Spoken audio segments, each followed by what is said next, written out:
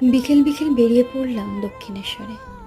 এখানে আসলে মনটা শান্ত হয়ে যায়, তাই আর কি ব্যাগ নিলাম আর বেরিয়ে পড়লাম।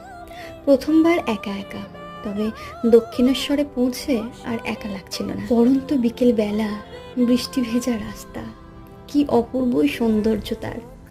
আজকে হঠাৎই কি মনে গেল কে জানে। বলে না, মা যখন ডাকে তখন যেতেই হবে তার কাছে। আর কি অপূর্ব দৃশ্য এবং শান্তির পরিবেশ, যা মুখে বলে বোঝানো যাবে না। আর গঙ্গার ঘাট, যেখানে চার দণ্ড বসে জিরানো যায়, মনের সব দুঃখ কষ্ট গঙ্গার ঢেউ এসে নিয়ে চলে যায়। আর ওই যে ওপারে বেলুড় মঠ রয়েছে, আজকে যাব না, অন্য দিন এসে যাব। সূর্যের অন্তিম শিখা গঙ্গার বুকে লাল টক